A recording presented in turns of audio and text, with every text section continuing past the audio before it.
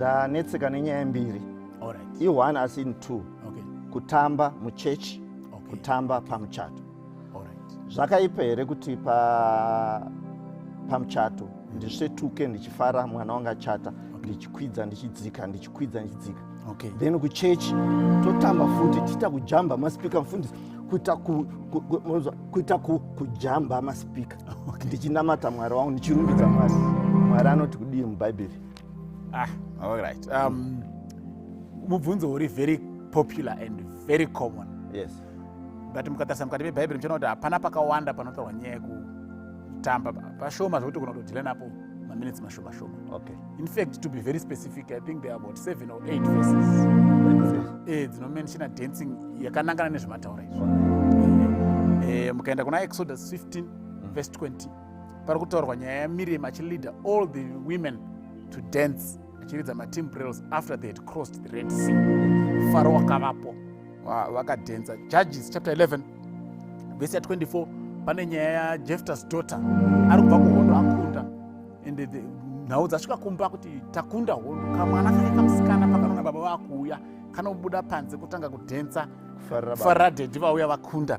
Mukaenda pana 1 Samuel chapter 21 verse 11 tina anonzi the servants of Achish, they were females, they were dancing to celebrate David's victory. In fact, ndo vakakonzeresa kuti David azovengwe naSaul. Because ndo vanotanga kudhensa vachiti Saul has killed 1,000 but David has killed 10,000. They were dancing pavaimba kasong ikako. Then mukabva ipapo mukaenda pana 2 Samuel chapter 6 verse 14 iye David pache zvake zvinonzi he danced achifarira kudzoka kwanga kwakaita areka yanga yambopambwa nevaPhilistines payanga yakudzoka. Akatamba zvakasvika pakuti even his wife zvinonzi she despised him. He danced. Then Psalm chapter 149 verse 3 nePsalm chapter 150 verse 4 ndo dzinotaura nyaya yekuti let's dance before the Lord, giving praise. Formula here madensera acho ndichauya ikoko. Apa ndiri kumbokupai chete panotaurwa nyaya dancing muBhaibheri. Mukazovhura zvakare muNew Testament Matthew chapter 14 verse 6 yakafanana naMark chapter 6 verse 22 pane kamwana kaHerod's daughter kanotamba pabirthday baba wakafara ukati ndokuti ndikupe chii.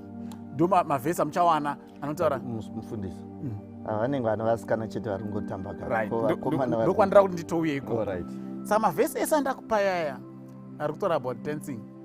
Mukadzoka ekuOld Testament ese ari 6 or 7 I think, pakadhensa vana Miriam, pakadhensa Jephthah's daughter, pakadhensa vakadzi vaipraisa David, pari kunzi dance before the Lord kuna maPsalm 149 ne150. Pari kushandiswa word rekuti makol.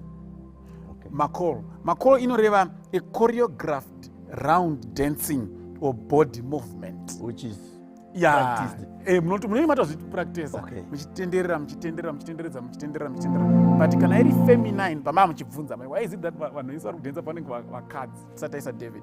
Kuna Exodus 15 verse 20 it's not makol, it's mekola. That's the feminine form yamakol.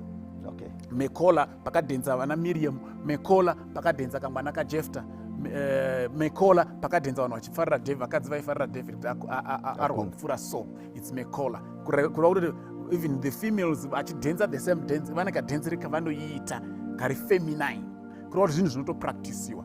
And it's the same word riri pana maPsalm 149 150 makol iroro rinoreva a choreographed round dancing, maybe dance along together in a sunny weather. But mukazouya pakutamba kwaDavid kunonzi even mukadzi wake she despised him, kunonzi karar inoreva kutamba kunosvika pakuti vanhu vanonyara. Yowe zvii zvatakuitirwa panapa ikarari.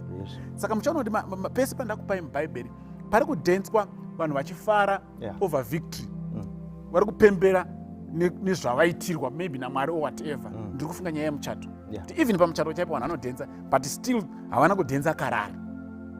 After vakrossa Red Sea havana kudhensa karari yaDavid, vakadhensa mekol zvakapractiswa zvakarongeka, but vari kuratidza kuti tadu yedu tafara. Saka hazvirambidzwi kudhensa kana muchinge madi mafara, but zviri kureva kuti kadhensero kacho, because pakazodhensa David mukazodhavid akati no hakuna munhu anoti zvinhu zvakadaro. Saka dancing yakutorwa panapa manje haisisiri even mukauya kuNew Testament panodhensa mwana kaHerod.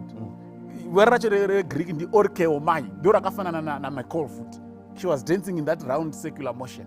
Animozvo. Saka hapana muBhaibheri pamunomboona pakadhenswa in that decent way of expressing joy. Even kuna mapisareni hapana kudhenswa nenzira yekuti vanhu vanosara vachiti hatisati tambona zvakadaro. Paitodhenswa in that way yekuexpressa joy, but iri body movement pada yatopracticewa. Saka ndikakuona iva akula muchidhensa mwana wenyu achata muchiti zvataitirwa naMwari newo hapana anofanira kuti murume uya, but panenge makadhensero kwekuti saka muBhaibheri you will never find zvamamuchitaura imimi vanhu vaakujustify because vari kuona pakanzi dance. Jerusalem dance, Ndombolo dance, Sungura dance, Borodero dance, what. Hazvisi zvotorwa neBhaibheri. It's not it. In fact, Bible inodzidzisa kuti kana mutori pamberi paMwari, kana zvanyanya kukusunda kuti you want to express that joy, muri kuita macall. And ndokunonzi kuna Habakkuk 2 verse 20, the Lord is in his temple, let the earth remain silent. In other words, you have to be reverent kana muri pamberi paMwari. Kana takuita zvekusvetuka zvekuti vanhu vanoconfuse kuti vanhu vari kubhawa here kana vari kuchechi, zvatorasika, hazvina biblical support. Ndatenda mufundisi. Notenda. Thank you so much. Thank you very much. Chaona pa next question kuti zvinhu zvakamira sei. No, it's fine. Right. Be blessed. Thank you. Same to you.